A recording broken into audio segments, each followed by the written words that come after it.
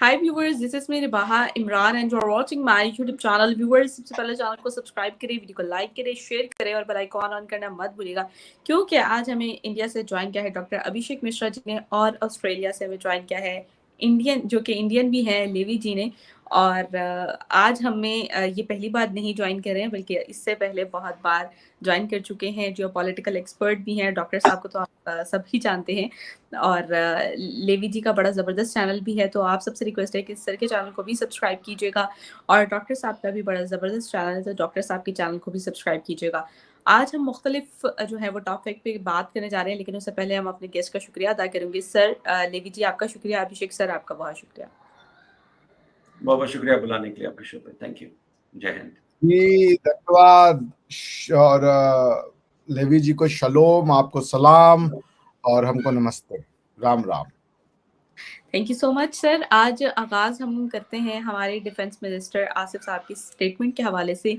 उन्होंने ये कहा है कि पाकिस्तान जो है वो बैंकरप्ट हो चुका है, क्योंकि टैक्स कलेक्शन ठीक से नहीं हो सकी, लोग टैक्स पे नहीं कर रहे। बहुत सारी इस तरह की स्टेटमेंट डॉक्टर यानी कि आसिफ साहब की हमारे डिफेंस मिनिस्टर की जानिब से आई हैं। तो आगाज़ हम डॉक्टर साहब आपसे करते हैं। डॉक्टर साहब क्या कहेंगे आप इस स्टेटमेंट को देखते हुए? क्या कहना है मुझे? गाना रहे, क्या कहना है, क्या सुनना है, तुमको पता है, हमको पता है। वो कब से कह रहे बैंक। अच्छा देखिए, पाकिस्तान हर तरीके से बैंकरप्ट है। फाइनेंशियल बैंकरप्सी बहुत पहले से हो चुकी है। इंटरनेशनल फोर्सेस, जिन कौमुल काफरीन को आप गाली देती हैं, अमेरिका स्पेशली, वही आपको they are keeping you afloat. China ने कुछ बिलियन डॉलर रोल ओवर कर दिए हैं, जो आपके कर्जे थे। इसके अलावा आपको कोई fresh lease of life in terms of hard cash तो दिया नहीं है। तो फाइनेंशियल बैंकरप्सी तो होनी है, क्योंकि आपका फाइनेंशियल प्लान जो है वो कोई इकोनॉमिक प्रिंसिपल पे काम नहीं करता। आपकी जो फाइनेंशियल पॉलिसी है उसकी जो फंक्शनल प्रिंसिपल्स हैं वो बेसिकली एंटी इंडिया हैं, एंटी हिंदू हैं। क्योंकि हमें जो चीज लानी है वाघा से, वो हम लाएंगे दुबई से, और उसके बाद इंडिया का इन्वेस्टमेंट नहीं आने देंगे। इन्वेस्टमेंट सिर्फ और सिर्फ सऊदियों से आएगा और इस्लामिक बिरादर मुल्क से आएगा। इन्वेस्टमेंट को फिर आपने मना ही कर दिया था, क्योंकि आपने इन्वेस्टमेंट से ज्यादा सीधा सोचा कि चंदा ही ले ले। सो कैश आपकी इकोनॉमी में इंजेक्ट होता रहा इन फॉर्म ऑफ ग्रांट्स। जब आप वर्ल्ड बैंक का प्लान पढ़ेंगे ना, तो वो ग्रांट्स देते हैं, रिलीफ देते हैं, कंसेशन देते हैं, ऐसे करके उनके कई स्कीम है जिसमें वो आपको डोल आउट पैकेजेस देते हैं। So you have been keeping yourself afloat through these grants, through these concessions, through these rollovers. ये इसके थ्रू ये पाकिस्तान के इकोनॉमिक प्रिंसिपल रहे हैं। इकोनॉमिक प्रिंसिपल कभी भी जो growing of the local economy, creating of human skills, new areas of economic governance, ऐसा कुछ नहीं है आपके यहाँ पे, ठीक है ना। तो अब उसके बाद होना क्या है फिर? टैक्स इवेजन, और क्या होगा? और टैक्स इवेजन जो वो बात कर रहे हैं ख्वाजा साहब, मुझे लगता है वो इनकम टैक्स की बात कर रहे हैं। उसकी बहुत ज्यादा, कहीं भी 3 से 4% ही इनकम टैक्स देने वाले लोग होते हैं। बाकी के लोग तो जो सामान खरीदते हैं, गुड्स एंड सर्विसेज का टैक्स तो देते ही होंगे। आई एम प्रीटी श्योर आपके जो जितना आपका भी ये जो बिजली का बिल बढ़ा हुआ है वो बिकॉज ऑफ द टैक्स है। तो आप टैक्स तो पे कर रहे हो ना। When you are paying the electricity bill, you are basically paying the taxes, ठीक है ना, जिसको आप सेस कहती हैं, सरचार्ज कहती हैं, जो गवर्नमेंट लगा देती है in order to collect more money. So पहला है financial bankruptcy, and your financial bankruptcy is not related to economic principle और financial principle. Your financial bankruptcy is basically related to your intellectual bankruptcy. चूंकि आपके भेजे में जो बात ही नहीं घुस रही है, आप जो है जो भी sound principles of functioning of any phenomena है उसको आप मानते ही नहीं। तो आप इकोनॉमिक प्रिंसिपल से इकोनॉमिक नहीं चलाते हो, आप anti Hindu, anti India principle से इकोनॉमी चलाते हो। सो ये तो होना ही है। There is a financial bankruptcy, there is a social bankruptcy, there is a policy bankruptcy, there is intellectual bankruptcy, and to top it all there is emotional bankruptcy. So ये है, this is what I have to say. वो ही is stating the truth. और पाकिस्तान को खत्म करने के लिए या पाकिस्तान के डिसमेंबरमेंट के लिए, जो हम लोग नहीं चाहते, कोई नहीं चाहता कि ऐसा हो, वी वांट कि आप बहुत फ्लरिश करें, लेकिन जो आपकी पॉलिसीज है दे विल अंडू यू। जैसे टू नेशन थ्योरी ने आपको जोड़ा नहीं था, टू नेशन थ्योरी ने आपको तोड़ा था, आप समझ नहीं पाते हो खाली उसको, ठीक है ना। तो आई होप कि आप उसके नाखून लेंगे, क्या नाम है, शेर के नाखून नहीं, शेर के नाखून नहीं होते, किसके नाखून होते हैं, नाखून सर। होश के नाखून ले लेंगे। अभी आपने शेर के नाखून लिए हुए हैं, समझ रही है ना, हर पाकिस्तानी को आपने शेर के नाखून बना दिए कि हम तो जंगजू हैं। सर ये तो सेल्फ डिफेंस के लिए है। हाँ जी, हाँ जी, वो देखे ये शेर के नाखून है जी, आप जंगजू कौम है, समझिए नहीं, जंग तो जू डिफेंस के लिए, जरूर है। सेल्फ डिफेंस के लिए। देखिए आप जंग जू कौम है, योर जंग इज इन द जू, आप समझ रही हैं, तो आप जंगजू कौम है, आप लगे रहे इंशाअल्लाह, कौमुल काफिरीन को एक दिन जो है जू मिलाएंगे हम लोग, आप लगी रहे जी। हाँ जी। लेवी जी आप क्या कहेंगे हमारे मिनिस्टर साहब नहीं के स्टेटमेंट पर नहीं नहीं, पाकिस्तान? मैं अभिषेक भाई की बात से एग्री करता हूँ और मैं उसमें एक ऐड करना चाहता हूँ कि जो पॉलिसी जो डिसीजंस उन पाकिस्तान ने नहीं ली हैं, उसका उसका रिजल्ट ये है कि इन्होंने जो टैक्स नेट जो है उन्होंने इंक्रीज नहीं किया और डिजिटाइजेशन भी नहीं किया। सो ये दो बड़े इंपॉर्टेंट फैक्टर्स हैं जो जैसे कि इंडिया में उन्होंने ये किया था, जिन्होंने जो टैक्स नेट को इंक्रीज करने के लिए डिजिटाइजेशन के थ्रू बहुत लोगों को, जो रेडी वाला जो होता है उनको सारे को वो डिजिटाइजेशन के थ्रू टैक्स ब्रैकेट में लेकर आया है, वो टैक्स भरते हैं और उससे आप देख रहे हैं कि जो टैक्स इनकम आता है वो काफी काफी बढ़ चुका है और पाकिस्तान ने ये डिजिटाइजेशन नहीं किया, उसका डायरेक्ट इम्पैक्ट है। और जो ख्वाजा आसिफ जो डिफेंस मिनिस्टर, उसने ये कहा है कि उनके हिसाब से जो रिटेलर्स हैं और जो होलसेलर्स हैं दे आर रिस्पॉन्सिबल फॉर जो टैक्स इवेशन के लिए वो टैक्स नहीं भर रहे हैं। तो ये इम्पोर्टेंट बात उन्होंने कही है और इट्स एक तो बड़ी लम्हा फिक्रिया है बेसिकली फॉर पाकिस्तान के और वो तो उन्होंने ये कहा है कि वो ऑलरेडी बैंकरप्ट हो चुके हैं। कि आपको पता है कि उनके जो फॉरेन रिजर्व हैं वो मांगे तांगे के 2 मिलियन 3 बिलियन जो भी हैं वहां पर। इट्स अ बिग कंसर्न के यू नो कि the economic conditions are not going in the right direction. जैसे अभिषेक भाई ने कहा है कि हमें हम तो ये चाहते हैं कि भाई पाकिस्तान स्टेबल हो जाए और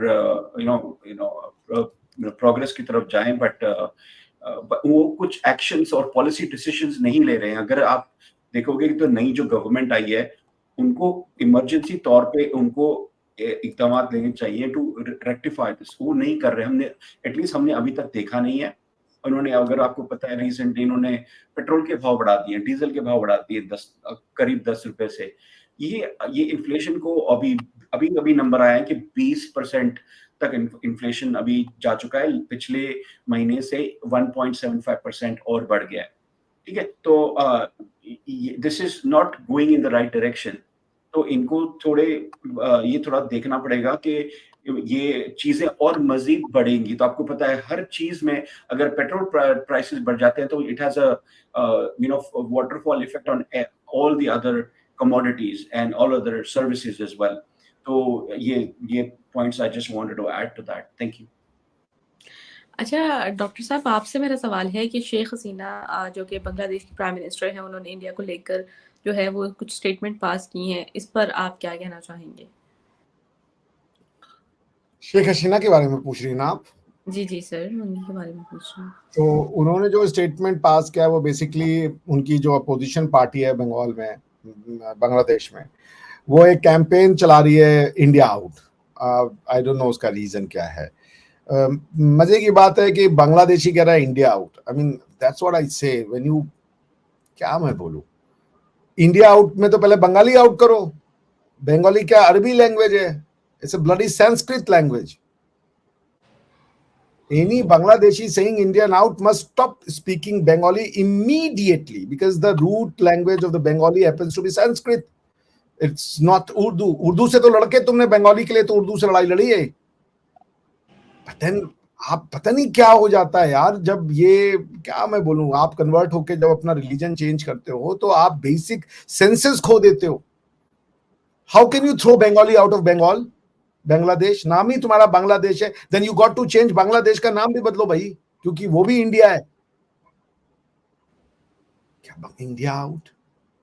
आई don't know what kind of India they want to be out. और सही जवाब दिया उन्होंने, क्या नाम है, शेख हसीना साहिबा ने, कि पहले साड़ियां जलाओ। अच्छा देख लें, ये पाकिस्तान, देखिए एक अजीब सी फितरत मिलती है हिंदुस्तान, पाकिस्तान और हिंदुस्तान बांग्लादेश के मुसलमानों में। पाकिस्तान का मुसलमान दिन रात साड़ी पहन रहा है, वो, अरे बांग्लादेश का मुसलमान दिन रात साड़ी पहन रहा है, वो उसको अपनी आइडेंटिटी मानता है। पाकिस्तान में साड़ी पहन लेना अपने आप में गद्दारी है मुल्क से। मैं गलत कह रहा हूं तो आप बता दीजिएगा। साड़ी को आप अपना इस्लामी लैंग्वेज लिबास तो नहीं मानती हैं? गलत कह रहा हूँ रिबाज जी? तो बता दीजिए, मुझे करेक्ट कर दीजिए, because I hope I am not stating something which is factually inaccurate। सर कम पहना जाता है कि इसी इवेंट पे बहुत शौक हो लड़कियों को, तो कभी कभी वो आप किसी अपने घर में साड़ी पहन के रहें तो क्या उसको अप्रिशिएट किया जाएगा? क्या साड़ी को इस्लामी लिबास मानते हैं आप? बात खत्म हो गई। साड़ी लिबास का भी रिलीजन होता है ना। दिक्कत तो ये हो गई है इस ये जो मैंने कहा ना, ये जो भारतीय उपमहाद्वीप या इंडियन सब कॉन्टिनेंट का जो मुस्लिम है, वो बेचारा एक अजीब सी गफलत का शिकार है। उसने रिलीजन के चश्मे से ही सब कुछ देखना है। आप बताओ, आप क्या आप कह रहे हो इंडिया आउट फ्रॉम बांग्लादेश? जो तुम खाते हो झाल मुड़ी, वो पूरा बंगाली बंगाल में खाता है। तुम्हारा लैंग्वेज कौन है? बंगाली है। उनके जो लैंग्वेज, अगर मैं गलत नहीं हूं, दुनिया में इकलौता एक आदमी है जिसने 2 देशों के राष्ट्रगान लिखे हैं, वो है पंडित श्री रविन्द्रनाथ टैगोर जी, और बांग्लादेश का नेशनल एंथम भी रविन्द्रनाथ टैगोर जी ने लिखा, अगर मैं गलत नहीं हूं तो। आप इसको क्रॉस चेक कर लीजिए। जी जी, अमर सोनार बांग्ला। तो रिजेक्ट करो उसको, वो भी इंडिया आउट करो। आप उसको बंद कर दो ना फिर। This is mental derangement। Bangladesh से इंडिया आउट, बांग्लादेश आउट हो जाएगा। क्या इन करोगे बांग्लादेश से इंडिया आउट करके? अरब। This is beyond in any kind of sanity. ये पागलपन है। और अब इस पे क्या बोले? मैं से सैकड़ों example, a Bengali saying that India out. What is India? India से पूछो, इंडिया क्या है? Pluralism is India. Bengali is India, Tamil is India, Telugu is India, Odia is India, Yahudi is India, Hindu is India, Christian is India, Muslim is India. चूंकि वेद इतना वृहद है, वो आपको कहता है एकम सत बहुधा विप्राह वदंती, जो मानना है मानो, तुमको तुम्हारा भगवान मुबारक। हमें नहीं कहते कि तुम्हारा वाला गलत है, हमारा वाला सही है। तो सब है उसमें। Levy ji, he is as Indian as I am. क्योंकि जब हमारा ये कहता है एकम सत बहुधा विप्राह वदंती, तो मुझे भी कहता है कि जब मैं कहता हूं कोई भगवान ही नहीं है, वो उसमें भी आ जाता है, जो तुम्हारा सच हो तुमको मुबारक। हमारी, मैं तो एक ऐड करूंगा, एंड यू कैन कंटिन्यू। हमारी तो खवातीन जो, हमारी जो यहूदी जो हैं, महाराष्ट्र जूस, वो बने इस्राएली, वो तो साड़ियां पहनती है, वो बड़े शौक से, बड़े नेशनल ड्रेस वाज लाइक, हमारे लिए तो नॉर्मल टू वेयर साड़ीज, तो उसमें कोई प्रॉब्लम नहीं है। वो ऐसे तो सलवार पहन सकती है, बट वो साड़ी पहनती हैं। जी, साड़ी खोजा गया था कोई रिलीजन के हिसाब से, उसमें तो रिलीजन था नहीं। उस रीजन में लोगों ने इसको इजाद किया। खाना वहां पे उस रीजन में लोगों ने बनाया यार। खाली अरबी स्टाइल का खाना अब खाना रह जाएगा, बाकी खाना खाना नहीं है, क्योंकि वो इंडिया में बनाया गया। यार कहां ले जाके रुकोगे भैया इसको? कहां? This is insanity. जी लेवी जी, मैं वो just add to what you said. अगर आपको पता है कि जब बीएनपी पावर में था 80s में, और जब जनरल इरशाद का जो गवर्नमेंट था, military ruler, I think he ruled for a decade, उसके बाद में बीएनपी पावर में आई थी, उनका इकोनॉमी का बेड़ा गर्क हो गया था। इनको सही में इकोनॉमी चलानी नहीं आती, और ये शेख हसीना वाजिद जो हैं, इनके लीडरशिप में बांग्लादेश हैज प्रोग्रेस्ड। तो दिस इज, मतलब वो कहते हैं ना कि they are, it's like suicidal tendencies to go back to BNP. इन्होंने इतने राइट्स किए हैं, इतना तबाही मचाई है बांग्लादेश की इकोनॉमी रिवाइवल के पहले, that it is frightening to think that they are again going back to that in that direction. तो I don't know कि वो चाहते क्या हैं अपने are they looking for their own self interest, या पता नहीं मुझे क्या हो रहा है वहां पर। हम तो सिर्फ ग्लैड हैं कि भाई India is the beacon of hope in the entire reason, a stable democracy, a good economy, और ये सब लिटरली ये तो पागलों की बस्तियों के इर्द गिर्द रह रहे हैं, मतलब you know it's surrounded by literally crazy as people. तो या मैं जस्ट वो ऐड करना चाहता हूँ। सही हो गया। लिविटी, आपको क्या लगता है कि जिस तरह बांग्लादेश में ये जो कैंपेन चलाई जा रही है, इसका क्या कोई फ्यूचर में आप इसको क्यों इस तरह की कैंपेन आखिर चलाई जा रही है? क्या रीजंस है इसके पीछे? हालांकि जी सबसे ज़्यादा ट्रेड ही जो बांग्लादेश की है वो इंडिया के साथ है, और मतलब रिलेशन बहुत बेहतर है दोनों के। वो जो बॉर्डर्स पे वाटर जो है वो वहाँ पर डैम्स वगैरह जो है, दोनों की कनेक्टिविटी साथ साथ है, तो फिर क्यों इस तरह की कैंपेन्स? अच्छा, मैं इस तरह से उसको आंसर करूंगा। आप मेरे को बताओ कि अब पाकिस्तान पेन में है कि नहीं आज द मोमेंट। उनकी इकोनॉमी सही नहीं जा रही है। उन्होंने कहा था 2019 में, हम इंडिया के साथ में ट्रेड नहीं करेंगे जब तक आर्टिकल 370 रिवर्ट नहीं किया जाएगा। No trade, no talk, nothing. ठीक है, अब वो चक मार के कह रहे हैं कि एटलीस्ट बातें कर रहे हैं कि हम कंसिडर करेंगे। वो आर्टिकल 370 की बात नहीं कर रहे हैं, ठीक है।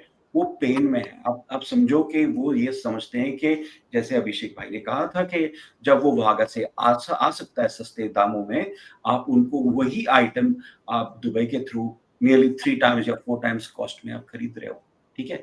तो अभी ये बांग्लादेश से कैसे रिलेट करता है, ठीक है। इनको पेन अभी वो भूल गए हैं।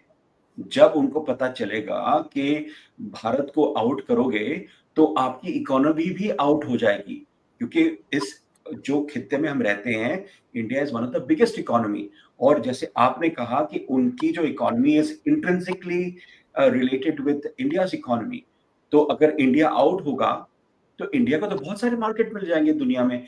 इंडिया के प्रोडक्ट्स में दुनिया भर में जाते हैं। और एक्चुअली आपको पता है, रिसेंटली मैं अभी बात कर रहा हूँ 6 महीने पहले, 6 महीने भी नहीं, 4 महीने पहले इंडिया ने कहा हम राइस रोक रहे हैं।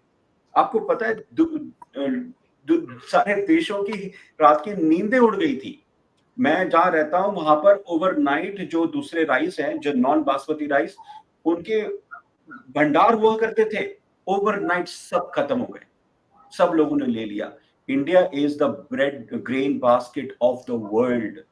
इंडिया के पास मार्केट तो रहेगा ही रहेगा पूरे दुनिया में। अफ्रीका को सप्लाई करता है, साउथ अमेरिका तक सप्लाई करता है, यूरोप, अमेरिका और ऑस्ट्रेलिया और कनाडा, तो वो तो अलग है ही है।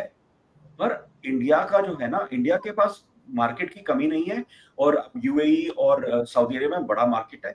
तो अगर ये बांग्लादेशी सोचते हैं कि वो इंडिया को अफेक्ट करेंगे, राइट, तो वो दे आर सैडली मिस्टेकन।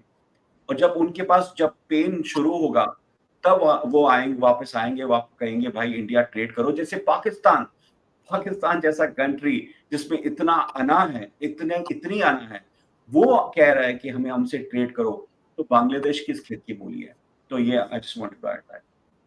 फिर अगर बात करें तो ट्रेड करना के लिए, यानी कि दोस्ती का एक स्टेप अगर हाथ आगे बढ़ाना है, तो इसमें तो पाकिस्तान की अना तो खैर उसका फैक्टर नहीं है, लेकिन बात सिर्फ इतनी है कि ट्रेड होनी चाहिए, कंट्री के दरमियान रिलेशन जो है वो बेहतर होने चाहिए। पर अनफॉर्चुनेटली कुछ इस तरह की चीज़ें आ जाती हैं जिस वजह से चीज़ें मुख्तलिफ हो जाती हैं। जैसे 2019 में इमरान खान ने ट्रेड बंद कर दी, जो कि बहुत गलत किया, और मैं भी उस चीज़ को पसंद नहीं करती हूँ।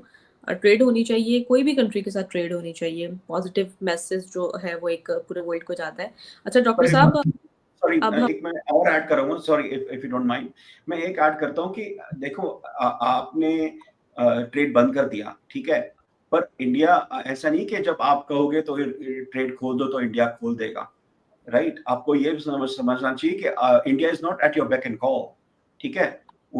वो भी समझता है कि भाई हमारे हित में क्या है। और एट द मोमेंट मैं आपको क्लियरली बता दूं कि इंडिया में जो सेंटिमेंट है, इंडिया पाकिस्तान से कोई भी रिलेशन नहीं चाहता, कोई भी रिलेशन, ट्रेड रिलेशंस तो बहुत दूर की बात है। आई नो ये थोड़े सख्त अल्फाज हैं, बट जो पब्लिक सेंटिमेंट है एट द मोमेंट वो मैं बयान कर रहा हूं, क्योंकि मैं I am in touch with a lot of people that and the ground reality is a fact, we have to face it. Pakistan, जैसे आप वहां पे पाकिस्तान में बैठी हैं, आपको ये समझना चाहिए और आपके आपके जो देख रहे हैं आपके शो, वो देखना चाहिए कि सेंटिमेंट क्या है। जैसे पाकिस्तान कह दिया हमें अभी आज ट्रेड करना है, राइट? अगर पब्लिक सेंटिमेंट ट्रेडिंग और कोई भी रिलेशंस के अगेंस्ट है, तो आई नो कि आप आपके माध्यम के से फ्रेंडशिप बढ़ाना चाहती हैं और रिश्ते ठीक करना चाहती हैं। अगर यही बात 2008 में हुआ होता, 26/11 के पहले, मैं समझ सकता था, अपॉर्चुनिटीज थे। 2015 में भी हमारे प्राइम मिनिस्टर पाकिस्तान गए थे, तब भी अपॉर्चुनिटी था। पर अब बहुत लेट हो चुका है। ये हमें पाकिस्तानियों को समझना पड़ेगा। We can not say it is business as usual. It is not business as usual for India. जी, जस्ट वांटेड टू ये तो अपनी अपनी चॉइस है, लेकिन मैं आपको अंदर की बात बताऊंगी कि जुलाई से ट्रेड दोनों कंट्रीज के दरमियान स्टार्ट हो रही है, और ये अभी डिस्क्लोज तो खैर नहीं की गई, लेकिन जो मेरे रिसोर्सेज हैं, जो मेरी इन्फॉर्मेशन है, जुलाई में ट्रेड स्टार्ट हो रही है इंडिया पाकिस्तान के दरमियान। डॉक्टर साहब, मेरा आपसे सवाल है, अब हम पाकिस्तान की जानिब तो बढ़ेंगे, लेकिन उससे पहले मैं आपके सामने आपकी इकॉनमी की मैं एडमायर करती हूँ कि बहुत अच्छी आप जिस तरह आपकी कंट्री में पॉलिसीज़ बनाई गई और 8% जो इकॉनमी ग्रोथ देखी जा रही है, इस पर आप क्या कहना चाहेंगे? अभी रिसेंट ही जो है वो खबर सामने आई है। मतलब इकोनॉमी ग्रो कर रही है, अच्छे पॉलिसीज हैं। देखिए, इकोनॉमी ग्रो करती है जब लोग अपने देश और मिट्टी से प्यार करते हैं, एक अपबीट सेंटिमेंट होता है, लोग काम करते हैं। इकोनॉमिक्स होता क्या है? लोग अपने human resource plus natural resource के कंबाइंड एफर्ट को इकोनॉमिक्स कहते हैं, ठीक है ना? उसमें आप financial resources through the scheme of और the political structure of the state, आप फाइनेंशियल रिसोर्स को डिस्ट्रीब्यूट करने के लिए आप इंस्टीट्यूशनल मैकेनिज्म खड़े कर सकते हो। जैसे आप एक स्टॉक एक्सचेंज बना सकते हो, ताकि भाई कोई अगर किसी के पास पैसा नहीं है तो वो मार्केट से पैसा उठा ले, शेयर्स के थ्रू, राइट्स के थ्रू, अदर काइंड ऑफ जो भी फाइनेंशियल मैकेनिज्म होती है। क्योंकि बैंक आजकल सबको तो नहीं दे सकता ना, bank is not in that capacity to cater to the need of growing need of finance for entrepreneurial activities. तो मेरे कहने का ये मतलब है कि इंडिया में there is an upbeat, people of India, हमारी इकोनॉमिक्स आज से नहीं अच्छी रही है, हजारों हजार साल। सोने की चिड़िया हमको क्या कहते थे? बिना इकोनॉमिक्स अच्छे हुए सोने की चिड़िया कहते थे हमको। सोने की चिड़िया का मतलब है कि भाई सोना रहा है। उस समय के लोग भी तो इकोनॉमिक्स करते हैं। हम शुरू से ट्रेडर रहे हैं, मेसोपोटामिया के साथ ट्रेड रहा है, इजिप्ट के साथ ट्रेड रहा है। We have been trader for all our life. So bottom line मैं आपसे ये कहना चाह रहा था कि हमारे यहाँ इकोनॉमिक्स को ग्रो करना ही है, चाइना की इकोनॉमिक्स को ग्रो करना है। We can not be stopped because कि वो हमारी खून में है, हमारी इतिहास में है, और अपने देश से प्यार करने का नेचुरल नतीजा होता है आपकी इकोनॉमिक्स का ग्रो करना। पर आपने अपने लोगों को सिखा दिया है कि पहले मिट्टी नहीं आती है, पहले रिलीजन आता है, तो फिर वो इकोनॉमिक्स से प्यार नहीं करते, अपनी मिट्टी से प्यार नहीं करते। उनका एफर्ट और उनका जो लॉयल्टी है वो दूसरे चीजों के लिए है। कोई भी कंट्री जो अपने देश और मिट्टी से प्यार करेगी उसकी इकोनॉमिक्स खराब हो ही नहीं सकती। क्योंकि आप इकोनॉमिक्स से प्यार करेंगे तो इकोनॉमिक्स से प्यार करने का मतलब क्या? अपने लोगों से प्यार करना, अपने नेचुरल रिसोर्सेज से प्यार करना। आपके नेचुरल रिसोर्सेज का ये हालत है कि आप किसी भी अरब के प्रिंस को बुलवा करके और कहते हो जी फलाना जगह पे जाओ, वहां पे चिड़िया उड़िया है, मारो उसको, अपना घर वर बसाओ और मजे करो और चले जाओ। ये कौन सा देश करता है कि आप स्पेशल उनके लिए जो एंडेंजर्ड बर्ड की स्पीसीज होती है उनको बुलवा के आप कहते हो इनका शिकार करो? आपको अगर यही चीज अरेबिया में करनी हो वो करने देंगे? आपको नहीं करने देंगे। कौन सा देश अपनी जमीन का 1/3 हिस्सा जो है वो दे देता है चाइना को? आपने चाइना को साक्षाम वैली दे दी पूरी की पूरी कश्मीर का।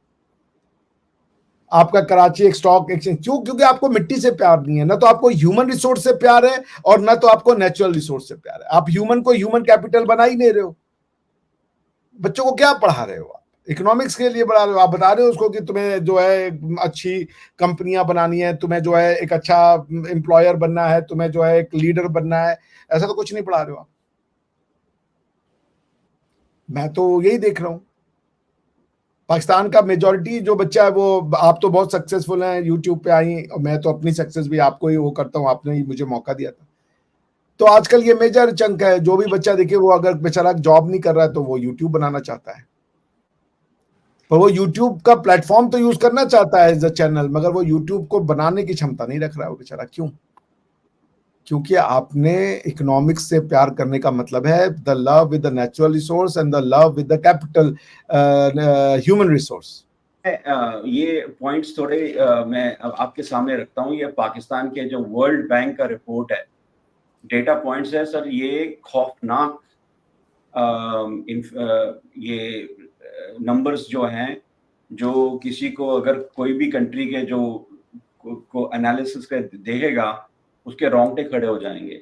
और मैं आपको ये बताता हूँ कि बेसिकली पाकिस्तान में 46 मिलियन बच्चे हैं जो 5 इयर्स और 16 साल के बीच में हैं।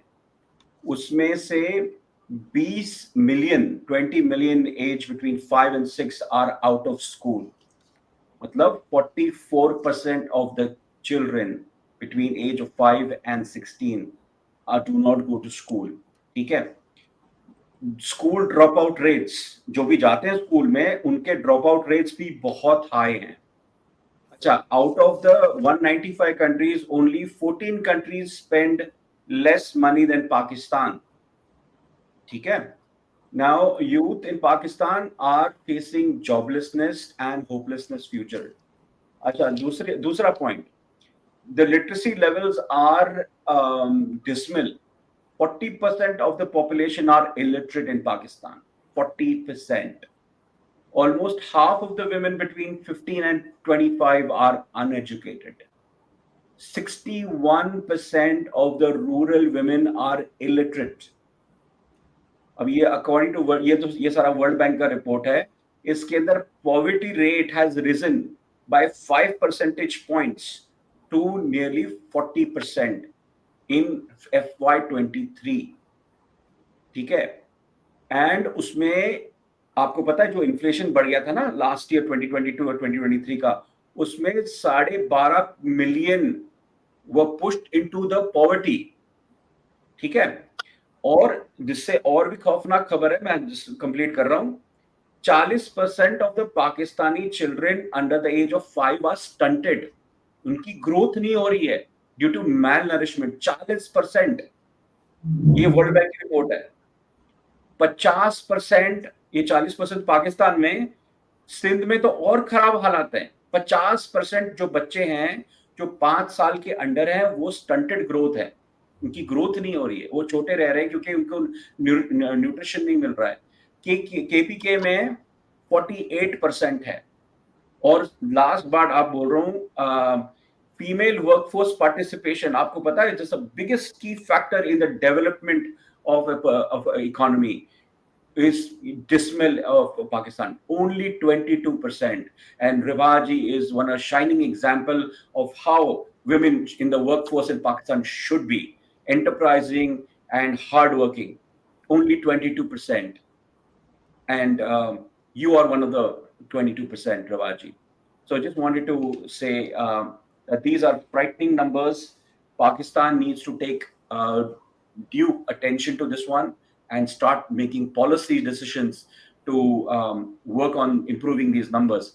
Otherwise, this is going to be a nightmare in the next 10 years when this whole generation grows up और वो बढ़ के आगे बढ़ेंगी और देखेंगे कि इनके पास ना कोई स्किल्स हैं, और मोस्ट इम्पोर्टेंट जो खवातीन हैं जो उनके पास कोई स्किल सेट नहीं है, and they will not be able to contribute to Pakistan's economy. And that this is आप कह रहे हैं कि financial emergency, no, this is human resource की जो इमरजेंसी है, सबसे बड़ी इमरजेंसी एट द मोमेंट है। जी बिल्कुल। अच्छा सर, ये फ्लो तो है और हमें इस पर वर्किंग करने की बहुत अशद ज़रूरत है। दैट्स वाई हमें अपनी सोसाइटी को ग्रो करवा सकते हैं। और हमारे प्रोग्राम का मकसद ही सिर्फ ये है कि हम अपने जो कमियां हैं उसको ख़त्म कर सकें और एक बेहतर एनालिसिस यानी कि लोगों का अगर रिप्रेजेंट कर सकें कि कुछ हेल्दी चीज़ें जो है वो लर्न की जा सकें। तो डॉक्टर साहब, आपसे मेरा एक और टॉपिक पे सवाल है कि KFC जो है मीरपुर में जलाया गया, इस पर आप क्या कहना चाहेंगे? जी देखिए, बिल्कुल सही। अभी जो ये वर्ल्ड बैंक का डेटा रखा लिवाई जी ने, इसमें मैं एक चीज और जोड़ दूं कि ये लिवाई जी, ये इनकी पॉलिसी का ही आउटकम है। ये कोई मतलब ऐसा नहीं है कि पॉलिसी कुछ और बना रहे हैं और रिजल्ट कुछ और आ रहा है।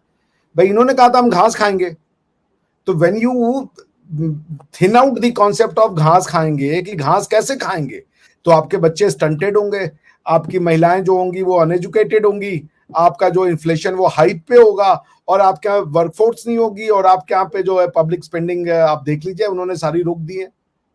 गवर्नमेंट जो पब्लिक स्पेंडिंग करना चाहिए, गवर्नमेंट को पब्लिक स्पेंडिंग मतलब स्कीम बना करके फ्री घर, फ्री राशन, फ्री ये फ्री वो, गवर्नमेंट तो टैक्स लेवी कर रही है, लोगों के बिजली के बिल 26,000 27,000 आ रहे हैं। तो ये इनकी पॉलिसी का नतीजा है। This is on the expected line of their policy that they had adhered to, और they had adopted rather in the past. और ये देखिए, दूसरा इनका क्या है कि भाई हम घास खाएंगे, उसके बाद जितने बच्चे पैदा करो रिस्क ऊपर वाला देगा। अब अगर आपकी ये पॉलिसी है कि बच्चे पैदा कर दो, फिर भगवान अगर उसको खिलाने वाला है, अल्लाह खिलाने वाला है, तो फिर आप ये डेटा तो आप उसको वैल्यू नहीं दोगे इस डेटा को, बिकॉज आपका ये मानना है कि कुछ ऊपर से चमत्कार होगा and then every mouth will be fed. ठीक है ना? तो अब इसको क्या कहा जाए? This is not something which was not anticipated or expected by the Pakistani policymakers. They knew it, and this is a very deliberated outcome, right? This is what exactly they wanted to pan out. Anyways, अब आपकी बात रही कि KFC जला दिया, मानसिक दिवालियापन है। आप अपनी टीवी पे बैठ के, या मेरे यहां भी मैंने देखा, आते हैं कुछ लोग, यही तो यहूदी का एजेंट है। ये नहीं सोचते कि कोई आदमी यहूदी भी है, उसके दिल पे क्या बीत रही होगी। सारा दिन बैठ के आप डिमोनाइज कर देते हो एक कम्युनिटी को just because of their religion, and you are insensitive about it. ये काम तो अरब नहीं करते, वो उनको अपना कजन बोलते हैं। आपको लेवी जी बताएंगे, यहूदियों को अरबी अपना कजन बोलते हैं, क्योंकि जैकब और इस्माइल, अगर मैं गलत नहीं हूं तो उसमें वो इस्माइल के वंशज अपने आप को मानते हैं। अब्राहम के 2 बच्चे थे, याकूब या जैकब, जिससे कि जूइश लीनियज निकलती है, इसी को पैट्रियार्की कहते हैं ना। These are the 3 patriarchs. तो आप अपने आप को अब्राहमिक फेथ से इसी आइजक के बल पे जोड़ते हो, और आइजक किसके बच्चे थे? आइजक सारा और अब्राहम के बच्चे थे। तो अगर आप वो नहीं होंगे तो आप नहीं होंगे। आप किसी भी अरब से पूछो, वो यहूदियों को अपना कजन तो बोलता है कि वो मेरे कजन है, because of the family lineage. आप चूंकि उस फैमिली लीनियज से आते नहीं हो, तो आप उसको समझ नहीं पाओगे कि उनका रिलेशन क्या है। तो बैठ करके दिन रात गालियां देना किसी भी रिलीजन को इनसेंसिटिवली। MBS के लिए भी वो तो यहूद के एजेंट हो गए। अरे यहूदी होना कोई बुरी बात है? हिंदू होना कोई बुरी बात है? मुसलमान होना कोई बुरी बात है? आप इस्लामोफोबिया की बात कर रहे हैं, ये जूडोफोबिया नहीं है? आप सोचिए जरा रिबा जी, क्या वो इंसान नहीं है? इंसान है सर। बिल्कुल। तो मैं जो ये बात कह रहा हूं कि KFC पे जो किया कि इजराइल का है और बंद कर दो, अमेरिका सपोर्ट कर रहा है। KFC का कॉन्सेप्ट क्या है? यही आदमी जिसने KFC का लाइसेंस लिया है और लोग वहां खाने जा रहे हैं, वो अपनी दुकान खोलता, कोई खाने नहीं आते, स्टैंडर्ड उसका बहुत लो रहता। तो उसने KFC को कुछ एक लाइसेंस के पैसे दे दिए होंगे, जो मुश्किल से 1% 2% होगा टोटल इन्वेस्टमेंट का। बाकी उसने एक KFC ने कितनी एम्प्लॉयमेंट जनरेट की होंगी रिबा जी? वहां पे चिकन सप्लाई करने वाला यहूदी था, या वहां पे चिकन अमेरिका से आके सप्लाई हो रहा था? वो तो लोकल ही चिकन बनाने वाला देगा ना उसको। लोकल जो आपका पोल्ट्री फार्म में काम करने वाला पाकिस्तानी होगा। अंडे देने के लिए क्या वो इजराइल से लोग आएंगे, ईरान से लोग आएंगे? प्याज के देने के लिए और दूसरे चीजें देने के लिए क्या इजराइल और अमेरिका से लोग आके वहां काम करेंगे? KFC के काउंटर्स पे जो बच्चे काम कर रहे होंगे, वो पाकिस्तान के बच्चे नहीं होंगे। ये सारा का सारा मुनाफा KFC लेके जा रहा है। That's what the economic policy. यही मैं कह रहा हूं, आपको समझ ही नहीं है। 1% जिसको देता, और उसके उस नाम पे लोगों ने अट्रैक्ट किया अपने आप को, वहां पे आए, क्योंकि और उन जो काम करने वाले होंगे उनका लेबर स्टैंडर्ड नॉर्मल जो पाकिस्तान के रेस्टोरेंट में काम करने वाले लोग होंगे उससे कहीं ज्यादा बेहतर होगा, क्योंकि केएफसी जब आपको जॉब देने, जब आप केएफसी का लाइसेंस लेते हैं तो वो certain minimum standard of the labour law and food practices वो आपसे वो करवाते हैं, फॉलो करवाते हैं।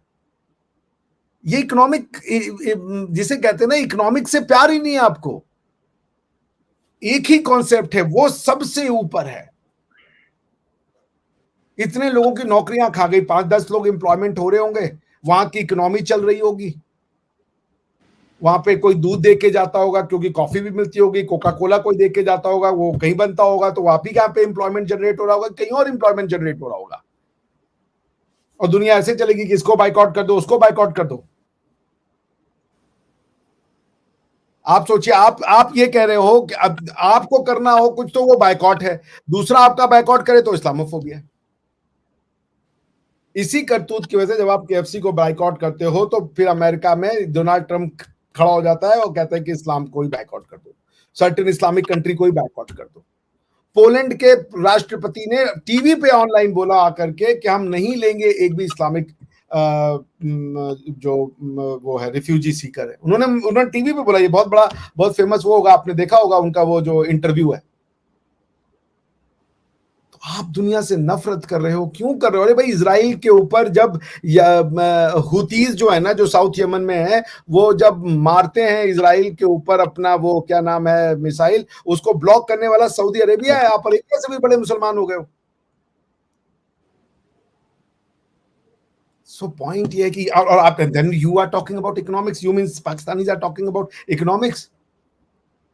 इकोनॉमिक्स और कैसे होता है? दुनिया कौन आपके यहाँ पे एफडीआई लेके आएगा? कोई फॉरेन डायरेक्ट इन्वेस्टमेंट आएगा आपके यहाँ?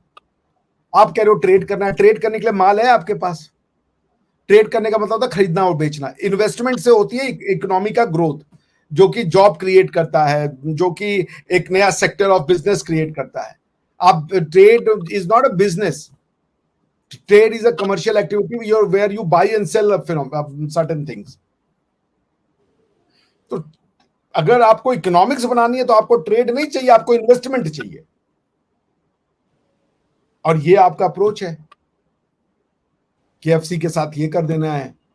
श्रीलंका वाला अलग ही एग्जांपल है। आज मैंने सुना कोई चर्च भी जला दिया आपके यहाँ पे गुड फ्राइडे के ईस्टर के दिन। सो बाजी, जब आपके टीवी पे लोग आके आते हैं बोलते हैं वो यहूदी का एजेंट है, वो हिंदुओं का एजेंट है, उनको ये सोचना चाहिए कि ये भी इंसान हैं, इनकी भी मान्यताएं हैं। इनको गाली देने का आपको कोई हक नहीं है। रिलीजियस टॉलरेंस आपको सीखना पड़ेगा। आप दुनिया को इस्लामोफोबिया कह रहे हो, अपने अंदर झांको। हिंदू फोबिया है, यहूदी फोबिया है, हर तरह का कल्चरल फोबिया है। वो कौन सा शेर है, आप पूरा कर दीजिएगा। सारी उम्र हम आईना साफ करते रहे, धूल हमारे मुंह पे थी। समझ रही है ना आप? जी तो हम लोग एक और ऐड कर लेता हूं। हम पाकिस्तान का बुरा नहीं चाहते, बिल्कुल चाहते हैं पाकिस्तान ग्रो करे, पाकिस्तान एक अच्छी सोसाइटी बने। आप अरबों से भी बड़े अरब हो, अरब भी अपने पासपोर्ट पे नहीं लिखते कि this passport is not valid for travelling to Israel. If I am not mistaken, मुझे अली जी जिस उस सल्तनत उस्मानिया बड़े फेवर में रहते हो, तुर्की में रहते हो, उनके इजराइल के साथ बड़े मधुर संबंध है। जब मैं इजराइल गया था तो Hamburg to Istanbul, Istanbul to Tel Aviv गया था मैं। और वो जो फ्लाइट थी वो पेगासस थी, उनकी लोकल चीफ फ्लाइट होती है तुर्की की। ले भाई जी जानते होंगे अगर गए होंगे तो। जी जी जी जी ले भाई जी। नहीं, बस एक और ऐड कर रहा था। अगर मुझे तो ये डर है कि कल उठ के ये जो क्राउड कहे कि भाई अमेरिकन, केएफसी तो अमेरिकन कंपनी है, कल उठ के कहे कि भाई F-16 लॉकहीड मार्टिन को हम बैन कर देते हैं, तो सर आप मैडम आपके F-16 नहीं उड़े, जहाज ही नहीं उड़ेंगे, आपकी कंट्री की दिफा कैसे करोगे? ये तो अमेरिकन टेक्नोलॉजी है। जैसे केएफसी कंपनी भी है अमेरिकन है, कोई ना कोई यहूदी काम करता ही होगा, हनूद भी काम करता होगा उसमें। जी क्या कीजिएगा, दुनिया यहूद और हनूद से भरी है, और नसारा भी। खराब हो गया है मामला सारा का सारा, जिधर देखो यहूद हनूद और नसारा। ये मेरा शेर है। सही हो गया। अच्छा लेवी जी, आप क्या कहेंगे जो KFC को जलाया गया, क्या फ्यूचर देखते हैं? देखो मेरे हिसाब से ये जैसे अभिषेक जी ने कहा, इट्स अ फ्रेंचाइजी। फ्रेंचाइजी में क्या होता है, वो अपना सारा सामान दे देते हैं इनको, उनका एक परसेंटेज होता है और ज्यादा से ज्यादा मुनाफा जो फ्रेंचाइजी है जो लेता है वो पाकिस्तानी है, उसको मिलता है। वो सारा सप्लाई चेन, जैसे अभिषेक भाई ने कहा था कि उनकी सप्लाई चेन जो होते हैं, सारा कुछ इकोनॉमी को बढ़ावा देते हैं ना। ये सप्लाई चेन जो होता है, जैसे कि कोका कोला हो गया, उसके चिकन हो गया, बाकी सारे इंग्रेडिएंट्स जैसे कि बन हो गया, सारा कुछ लोकल बेकरी को काम मिलता है। ये सारा सप्लाई चेन उन्होंने डिस्ट्रॉय कर दिया। नुकसान किसका हुआ? पाकिस्तान का नुकसान हुआ, राइट। ये तो फ्रेंचाइजी का नहीं हुआ है। फ्रेंचाइजी तो उसका जो KFC है वो तो इंश्योरेंस क्लेम कर देगा, ठीक है। बट ये जो लॉन्ग टर्म जो जिसमें नुकसान होता है, रेपुटेशन जो खराब होता है, वो मुल्क का होता है। कोई और फॉरेन इन्वेस्टर 10 बार सोचेगा पाकिस्तान आने के पहले कि ये ऐसा हुआ है। कोई भी फ्रेंचाइजी जैसे कि टिम हॉर्टन्स, अगर टिम हॉर्टन्स को अगर मीरपुर में अगर उनको एक ब्रांच खोलना है तो वो 10 बार सोचेगा कि मैं वहां पे लगाऊं पैसा और क्या। ठीक है, लाहौर में चलो ठीक है, वो लगा दिया उन्होंने क्योंकि इट्स मोर सिक्योर। ये आपको चाहिए कि ज्यादा से ज्यादा बिजनेसेस पैसा लगाए पाकिस्तान में, और अगर ये हरकतें रही तो आप लोग अपने पैर पे कुल्हाड़ी मार रहे हो। जो मेरा तो यही है शॉर्ट एंड स्वीट इसके अंदर तो जी। सही हो गया। व्यूअर्स, प्रोग्राम का एंड करते हैं। 42 मिनट्स का प्रोग्राम हो गया है, तो इस प्रोग्राम का एंड हम यहीं करते हैं। हम आगे फर्दर प्रोग्राम्स में लेवी जी को और डॉक्टर साहब को इनवाइट करते रहेंगे, क्योंकि इनके विचार बहुत खूबसूरत होते हैं। और हमारे प्रोग्राम कंडक्ट करने का मकसद सिर्फ यही है कि हम पॉजिटिविटी स्प्रेड कर सकें, चीज़ों को जो फ्लोज़ हैं हमारी सोसाइटी में, सराउंडिंग में, उसको बेहतर तरीके से या उसको कम किया जा सके, उसको यानी कि एक हेल्दी इन्वायरमेंट बनाने के लिए हम ये प्रोग्राम्स को कंडक्ट करते हैं, और ताकि मुआशरे में अवेयरनेस पैदा हो सके। जी सर। मैं भी ये कहूँगा कि हम लोग यहाँ पाकिस्तान की किसी भी तरीके की क्रिटिसिज्म नहीं करते, हमें कंस्ट्रक्टिव बातें करते हैं। We are well wisher of Pakistan. हम चाहते हैं पाकिस्तान एक अच्छी सोसाइटी बने, एक inclusive, progressive, democratic, republican society बने, जहाँ पे सब इंसानों को प्यार मिले, सब इंसानों की कदर हो। बिल्कुल। वो बर्बाद किसी नहीं देखते हैं। यही बात लेवी जी भी कहेंगे। बस हम ये कह रहे हैं, हम कहने वाले हम हनूद हैं, और इससे पूछ लीजिए वो क्या कह रहे हैं। बहुत शुक्रिया लेवी जी, डॉक्टर साहब आपका। और व्यूअर्स, चैनल को सब्सक्राइब करें, वीडियो को लाइक करें, शेयर करें और बेल आइकॉन ऑन करना मत भूलिएगा। नेक्स्ट प्रोग्राम तक के लिए हमें दी इजाजत। Thank you so much. और लेवी जी के चैनल का जो लिंक है वो नीचे डिस्क्रिप्शन में मौजूद होगा, तो लास्ट में सब्सक्राइब करें। डॉक्टर साहब के चैनल का जो लिंक है वो भी नीचे डिस्क्रिप्शन में मौजूद होगा। Thank you so much.